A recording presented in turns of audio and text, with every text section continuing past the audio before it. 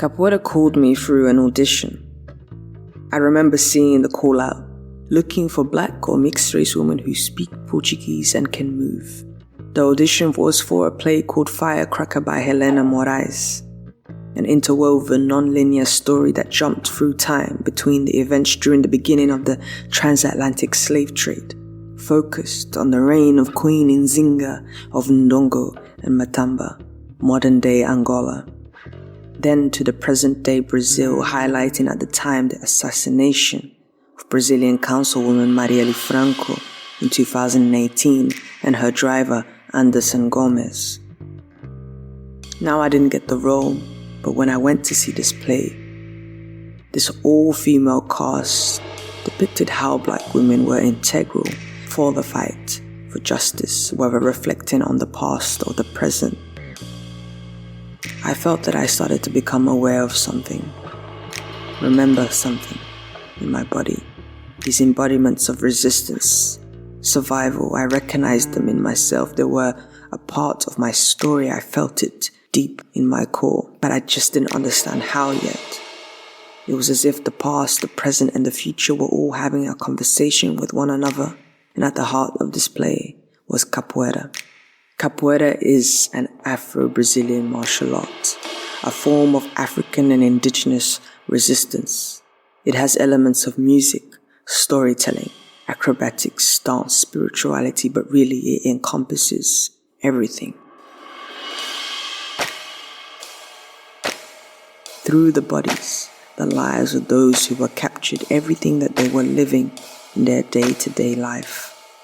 Using Capoeira, many enslaved people were able to find refuge from their oppressors, to formulate communities, quilombos, the Kimbundu word for war camp. It was in these quilombos where they created strategies of resistance, not just a place to hide away, but a space to fight against the conditions of slavery. What was a complete contradiction to my first close encounter with Capoeira is that when I began to practice, and even till this day more often than not, I am the only black woman or even the only black person entirely. Of course, things are changing, but I decided to focus on the invisibility of black women in this space, and through that, it gave me an opportunity to actually widen my understanding of not only the history of Capoeira, but specific histories that speak to who we are, histories that have literally shaped our minds, our bodies, and placed us exactly where we are today. I realize sometimes what is missing can still reveal information through the memory of our bodies, the archives that we are carrying. What it also highlighted to me is that my experience could actually be important to balance the inequalities and biases still held in how our histories are recorded and how they will inform our futures. Remembering, reclaiming, and recentering stories that have been lost, stolen, and forgotten due to colonization. What story are you holding? Have you asked yourself? And this is important for you to ask yourself this, because knowledge begins from where you are. In an online lecture with Professor Ngongi wa Fiongo, he explained how colonization shifted the cognitive process of knowledge that should begin from where you are, but rather now it begins from the imperial center to where you are. And when we understand how much colonization has affected bodies, if our bodies, our centers are not our own, then what we do can never fully benefit us. This is the struggle. In Bell Hook's essay on radical openness, she talks about this struggle. The oppressed struggle in a language to recover ourselves, to reconcile, to reunite, to renew. Our words are not without meaning, they are an action, a resistance. Language is also a place of struggle. This is what we are doing here. This is what this research brought me to understand, that working with the struggle of language, we need to ask what is allowed to be part of that struggle for our problems. What do we consider as a language for our solutions? And for me, Capoeira Angola as an ancestral practice could be valued as a language that can interrogate structures, as it always fundamentally has. But of course, as I also understood through my research and experience, Capoeira also in itself is a structure that can be oppressive, since it has also inherited this history that has shifted the cognitive process of knowledge. It has also been distorted by systems of oppression and violence. This just may be what you have to do to survive. As the great Toni Morrison once stated, sometimes you don't survive whole, you only survive in parts. And for this reason, the idea of standing in resistance has to be a very conscious choice. It is particular and unique to each body at play, where one must interrogate each micro-history that is occurring or has occurred or is yet to within our bodies. The same can be said for the practice of Capoeira. Still, Capoeira Angola highlights how bodies are located in struggle, and it also highlights the locations of that struggle. Its physical orientation forces an integration of something internal as we begin to move in ways that we are not accustomed to. These ways of moving begin to interrogate the layers of movement of bodies that we have embodied, that have molded, shaped us from the inside out, the dialogue that began in our mother's womb. What this research highlighted to me is that when we integrate ancestral or indigenous practices in the present, in a practical way, when we make time for this, it could benefit our futures, how we co-create our futures. And it is as simple and as complex as beginning from where you are, your body, and uncovering the story that it holds.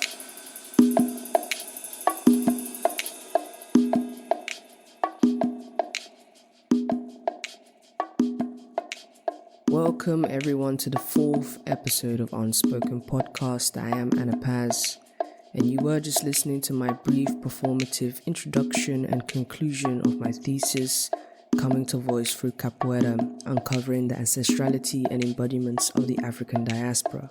So I wanted to continue in the same framework as the last episode, further down the line of my research in chapter 9.5 of my thesis, that goes directly after discussing the awakened nature within Capoeira Angola, Ngolo. This particular chapter is focused on the word Kalunga and the role of language in culture. Today I don't want to discuss too much about language. I will touch on it, but I do want to leave it for another episode that's separate from this series on Capoeira. But what I do want to highlight in this moment is when I was in Salvador and came across this word, Kalunga, for the first time. I was at a roda at Capoeira Angola School in Zinga, in Rio Vermelho. And I immediately, once I heard this song that had this word, Kalunga, felt very connected. And the song goes, E preto Kalunga. Capoeira preto Kalunga, preto Kalunga.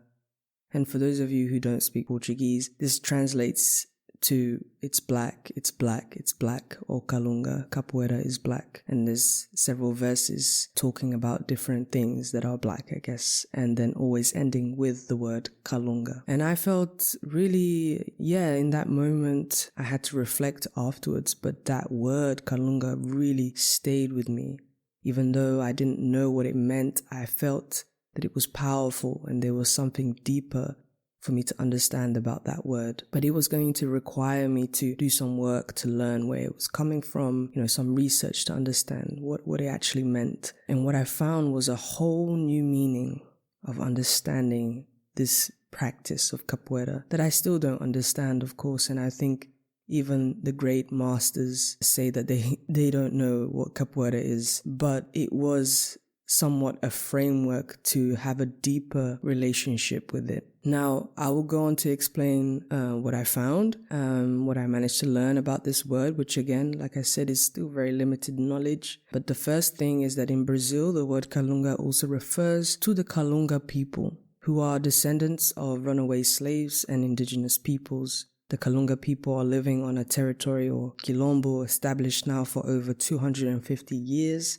consisting of 39 different communities within the Goiás state in central Brazil. this is what the people who reach these areas call themselves, as they are African descendants, and Kalunga is a Bantu word in origin. And I guess it also gives some context of the influence of the ancestral background of these individuals and their culture and their language. Now, in general, Kalunga is a Congo or Kikongo word, which is part of the Bantu language that is native to the Kingdom of Congo prior to the creation of Angola by the Portuguese crown in 1575. The rest of the kingdom was obviously divided into 3 other territories, which are now the DRC, the Republic of Congo, and Gabon. So Angola, the DRC, the Republic of Congo, and Gabon is what made up the Kingdom of Congo. Kalunga is considered by the Bakongo religion to be the principle of God change,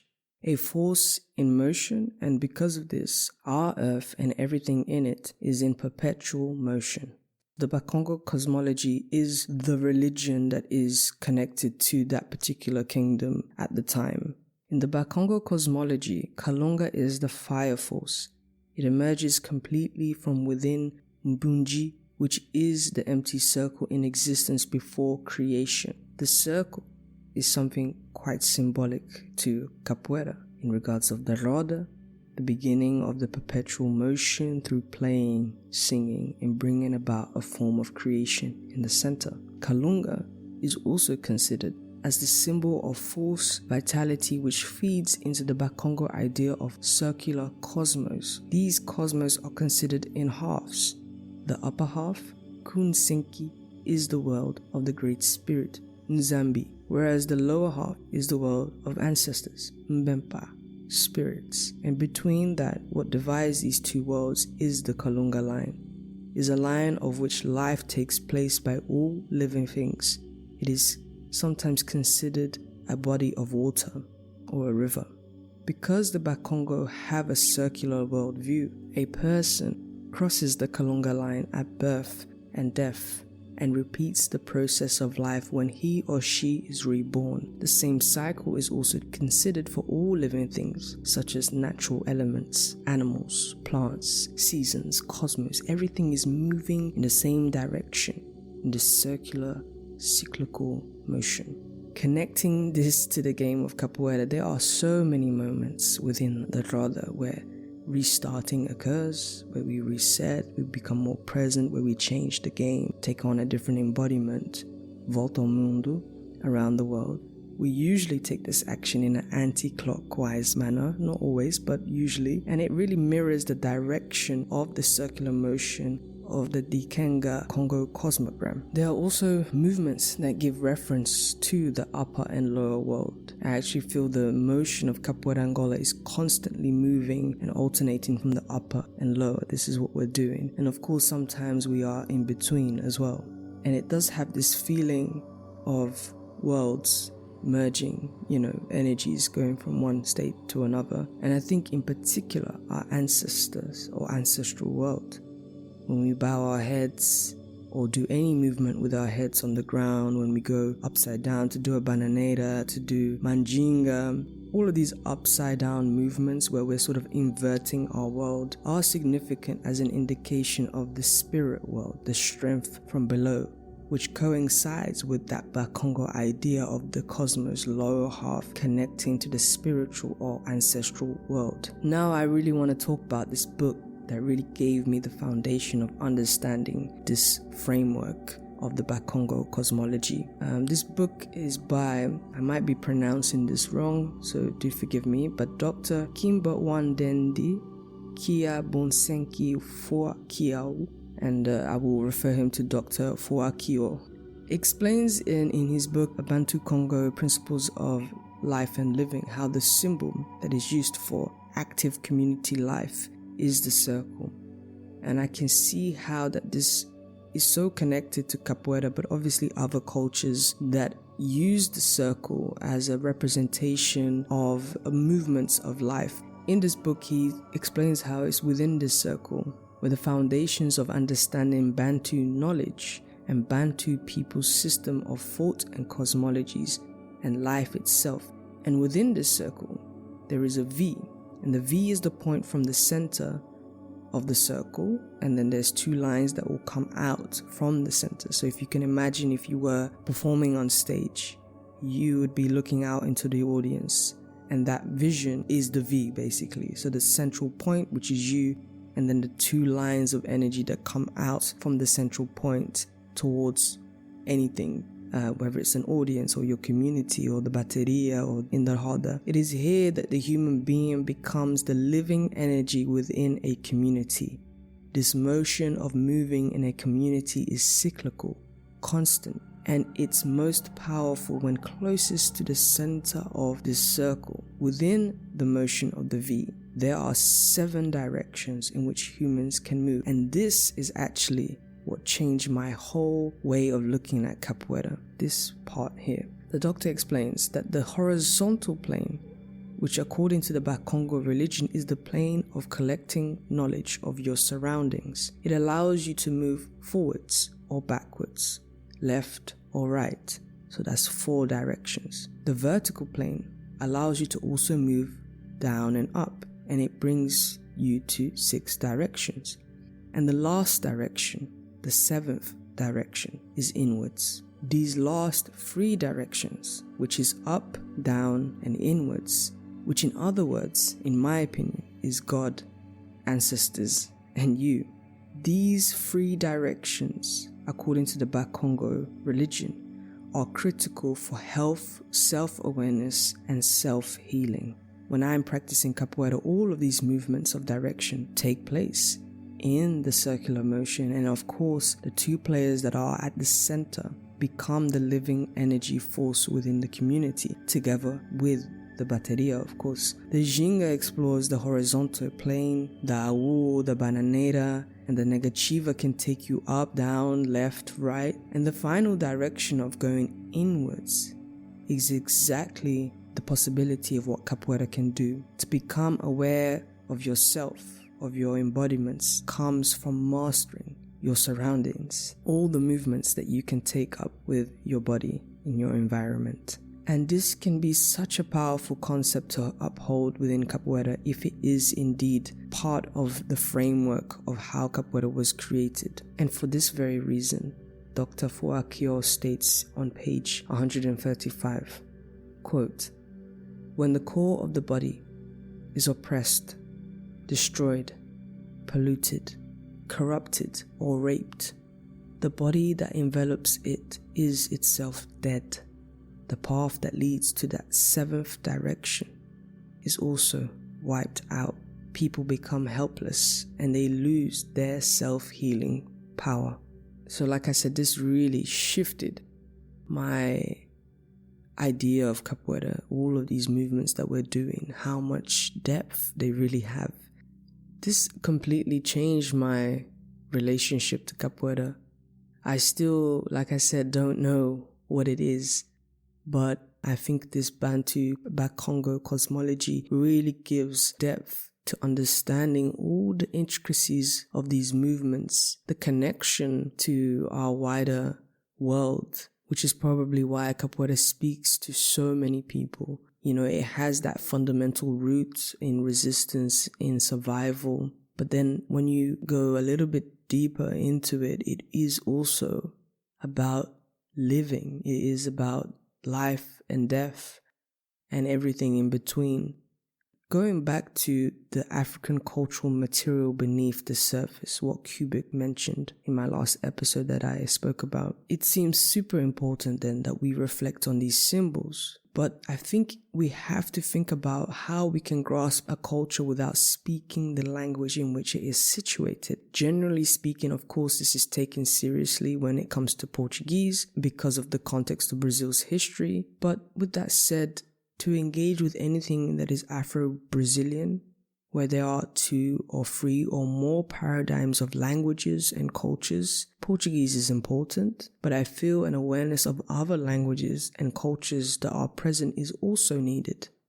The references to other languages within capoeira add context to the roots of the practice itself and its influences in terms of who was there, who practiced it, who cultivated it. And when I'm thinking about the presence of Black women, which was, the focus of my research, when you see these intricate symbols and ideas of living that derive fundamentally from these indigenous matriarchal cultures, then how can we even contest whether or not Black women have been present or have influenced significantly this practice? I can get into that in another episode, but it's to think about how can we really engage in a Eurocentric viewpoint and explain anything that is remotely African. It will limit you. That's the first thing. And the second thing, as Dr. Fu-Kiau states, it is intellectual exploitation. One can only imagine then that during this period in Brazil where Capoeira was being developed, that it is not only, like I said, about survival and protection and resistance, but how there is an intellectual framework of living that derives from cosmologies like the Bakongo that came with the people that were being trafficked. It was integrated into who they were and how they lived, and it gave these people the tools to better understand and navigate their surroundings for survival. Even when you think about the alliances that were created and made with the native people, this was all part of understanding and navigating your surroundings, fundamentals and values that came with this intellectual framework. In a time where the external movement and the internal control of bodies were so violently maintained for generations, this framework, I think, could be one of the reasons why Capoeira survived and is such an important cultural art. Within this Bantu framework, this practice actually, for me, demonstrates itself to be more relevant to the bigger roda of life. Capoeira then really reveals itself as a tool that can be relevant for healing, just with the simplicity of the ginga that is teaching us how to move, how to engage with our surroundings, right? In all directions, together with the rhythm of life. And that can eventually move and open that seventh direction that has been blocked constantly for generations from the lesser powers that be, which is inwards, which is where our agency lies, where our self-determination lives. This perspective and these practices are so relevant today. We must find ways to uphold it as such. Thank you so much for listening. I'll see you on the next episode.